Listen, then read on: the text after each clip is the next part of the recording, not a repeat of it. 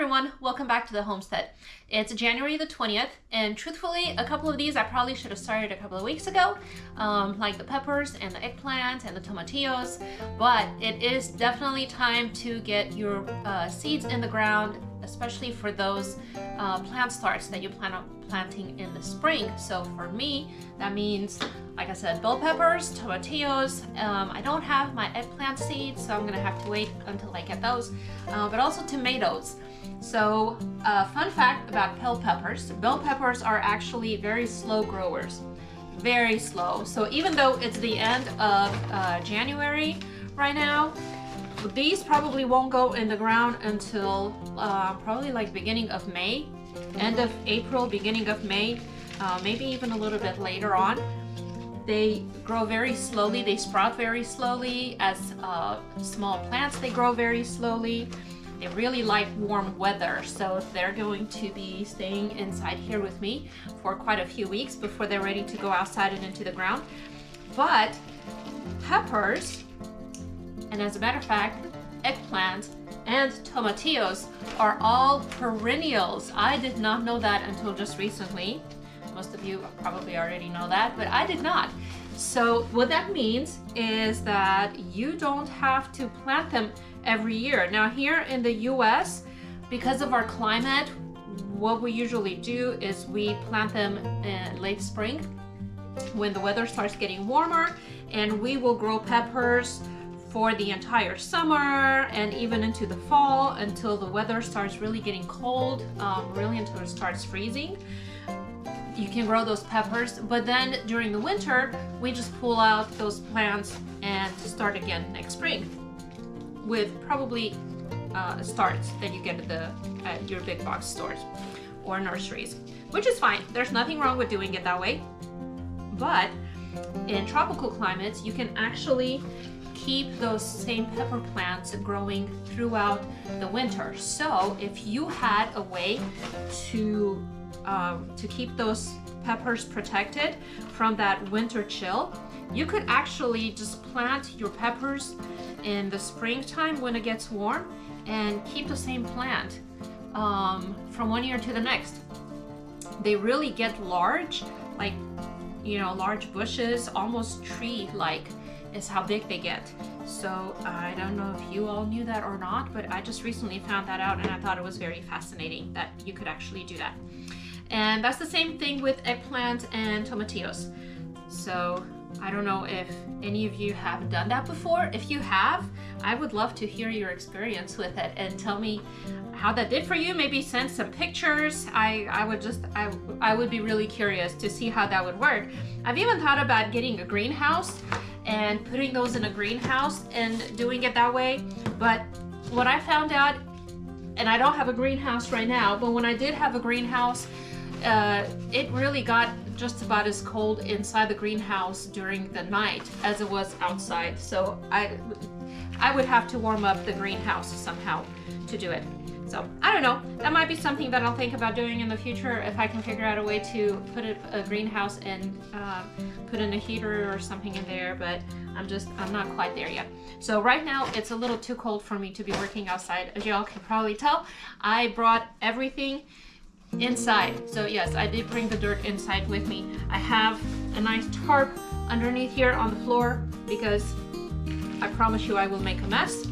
And so I have always started my bell peppers, most of my plants, but especially bell peppers, in a seed starter. And I know I did some videos last year about how to start your plants from seed, and I used a seed starter. And the thing about a seed starter is that it's completely sterile. It's nice to use a seed starter because it's very loose and airy, and so it's easy for those little plants to sprout through, but it has no nutrition in it. So your seed will have just enough nutrition to support it until it sprouts, and then pretty much as soon as it does that, you need to pot it into something bigger, into soil that has some nutrients in it, because your seed starter soil will not have any nutrients in it. So I'm trying something different this time. I'm actually using soil. This is organic potting soil, and I'm going to try to start my seed in this. I've seen Jessica Sowers from Roots and Refuge does this with her tomatoes. Now tomatoes grow a lot faster, so it makes more sense to do it that way. And I have done it with tomatoes before, but never with peppers. So y'all get to see how this works. I may be a dreamer and I may totally ruin these peppers, but I'm really hoping that's not the case.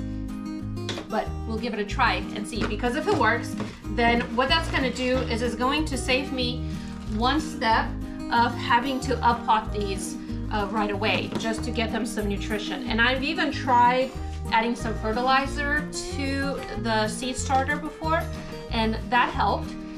It gave them a little bit more than just that sterile soil. But I'm hoping that doing it this way will eliminate that one extra step. And it's not just about saving me time in potting it, although that's gonna definitely be a side benefit of it, but especially because peppers grow so slowly, I wonder if it's really not good for them to transplant them more often than you have to. Anytime you transplant any plant, it's going to endure a little bit of root shock, to where it takes it a few days, sometimes even a couple of weeks to recover just from the shock of being moved from one pot to the next. And so I'm really wondering if maybe just skipping that one step will help these to grow a little bit better and a little bit faster. So like I said, I have some organic potting soil here, and what I'm using, my little scoop, you like this? Really tricky. It's just a bottle that I had, a maple syrup bottle, and then I cut off the bottom of it kind of at an angle to turn it into a nice scoop. So that's what I'm using to scoop my dirt out of. So I have two different kinds of seed starting trays. These little ones right here are really wonderful. I've talked about them in my videos before. They are the bird peas, and I think this is the third year that I'm using it. They're really a good tray because the bottom of it is silicone, each one of these little cells. So whenever your seeds, whenever your small plants are ready to get moved from here into a larger pot, you just push on the bottom there, you can probably see, and it pops out that plant. So I do really like using these. So this is what I'm going to use for my peppers and for my eggplants. Now for my tomatoes, I'm just going to plant them right into these larger 2-inch containers. Because they grow a lot faster, if some of them don't grow, I'll just throw another seed in there, and I'll probably start with like 3 seeds in each one, and then I'll pick like the 2 best plants out of each little one and pull the other one out, and then I'll still have like 2 plants per pot. That's how I like to grow these. Tomatoes are pretty resilient. They don't mind being messed around with so much, so I can pull those 2 plants, those 2 roots apart, and they'll still do fine. With peppers, because they grow so slowly, they sprout slowly, they grow slowly, I really won't know how these are sprouting and how they're doing until probably like 3-4 weeks into it. So if any of those seeds don't sprout, it's really a loss. Like that, I won't have time to recover that plant. So I'm starting with these smaller ones because if only half of them sprout and I only get half of these in peppers, it'll still be okay. So basically I just get more plants per square inch than I do with those larger ones. But the tomatoes, I'm going to start on that larger one, and I will hopefully be able to keep them in there till pretty close to when it's time to put them straight into the garden. I'll probably be able to move those straight in the garden. The trick with those is going to be making sure that they have enough room in between them so that they don't get really tall and leggy. Tomato plants like to have room, they don't like to be touching, and so if they start touching, they start just shooting up almost to where they're growing too tall. So you really need to space them out. We'll cross that bridge when we get to it. All right, I'm going to start with some tomatillos, and this is a purple tomatillo variety. I just bought these at my local Lowe's store. I've actually seeded these before and they did really well. So I'm gonna try doing this again. So how deep should you plant these? As a rule of thumb, any seed that you plant, you should plant it 2 to 3 times the width of the seed. So these tiny little seeds are really, really small. So you can see that it's gonna need to not be too deep into the ground, into the soil. That's kind of the general rule. Also, too shallow is better than too deep. So you really don't want to put these in too deep, because if you do, then they will never actually have a chance to reach the top of the soil. So I know that I've made that mistake before where I planted my my stuff in the ground too deep and they just never sprouted. So that was, you know, user error. You learn those things when you're a first-time gardener. So obviously you guys can tell that starting your plants from seed is actually a lot of work. So why would you do it? Well, the most obvious answer is probably just the cost. It's a lot cheaper to buy a couple of packets of seed than it is to, and even the soil, than it is to buy plant starts. Plant starts are pretty expensive, and so it's obviously, it's just more practical to start them from seed, even though it is a lot more work. But the other reason is just the variety. So I like to get heirloom seeds, and I purchase my seeds, most of my seeds I purchased from Baker Creek Heirloom Seeds, which is a company from Missouri. So just for kicks, if y'all, I'm gonna go ahead and put their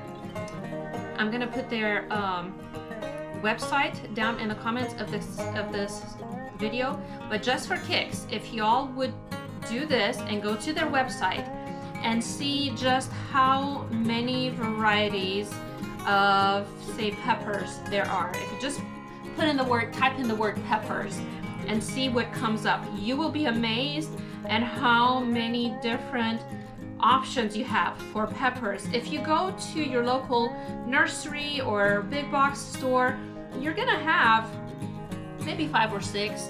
You know, if it's a really big nursery, then you might have, 10 different varieties of peppers. But overall, you're gonna be a lot more limited if you're trying to start them from a plant start. But if you plant them from seed, you have a much wider variety. Also, I like the heirloom seeds because I like to save my seeds from one season to the next. Now, as you can see, these are packets that I've purchased. So I don't have seeds of all of the things that I've grown in the past, but I do have a lot of my own seeds. So I have cantaloupes and watermelons from plants that I've grown in my garden before. So those are just seeds that I don't have to purchase again. I already have the seeds.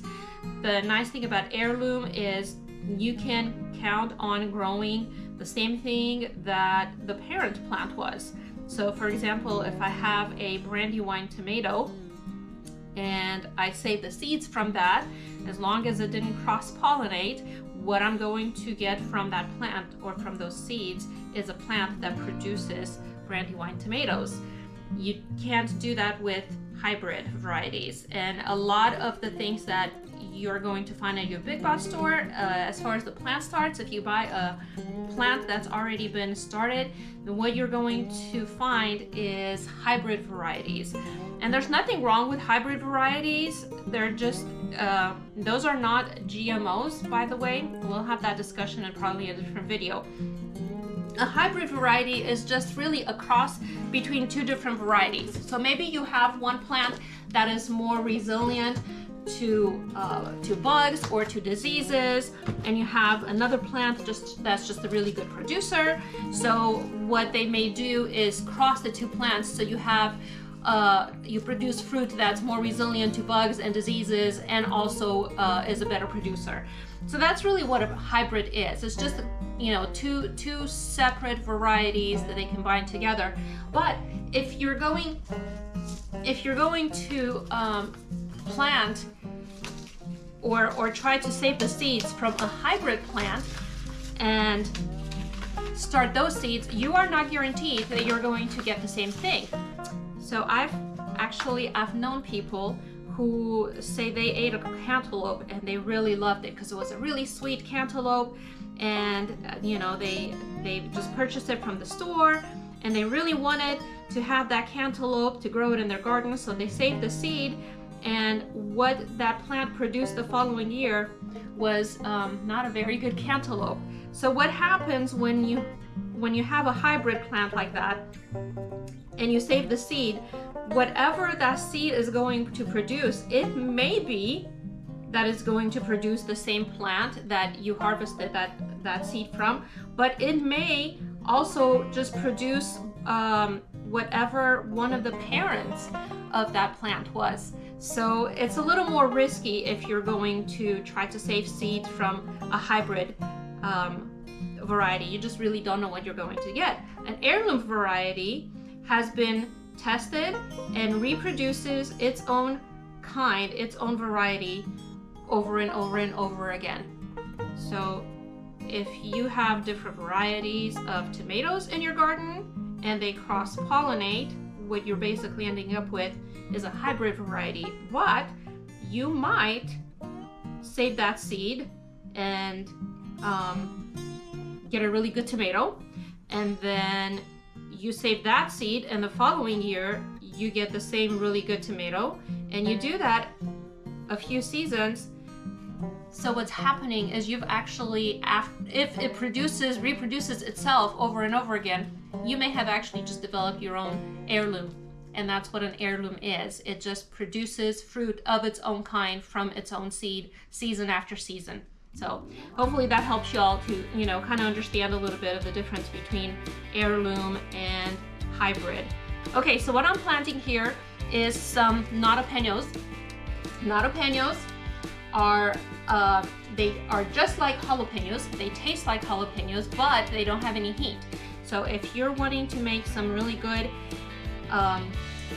salsa that isn't hot, this is a good way to go, is jalapenos. And then I also have some jalapenos. Now I will definitely need to make sure that I labeled this correctly so that I'm not mixing them up, because I will be planting them in a separate area in my garden. I'm going to leave a couple of rows in between them so that they do not cross-pollinate. The misconception is that if they cross-pollinate, then whatever fruit they're going to produce is going to be hot. And I don't believe that's true. What is going to happen, however, is if you save that seed, then the next generation is going to end up being a hot pepper. But a jalapeno is not hot, so it will only produce a jalapeno, even though it maybe cross-pollinates with a hot pepper. So, yeah, just maybe something for you guys to think about too. So if you have hot peppers and sweet peppers that you're putting together in your garden, and you're worried about not putting them too close because you don't want them to be hot, I don't think, and you know, somebody who's been a gardener longer than I have maybe can comment on this, but from the research that I've done, that pepper will not be hot.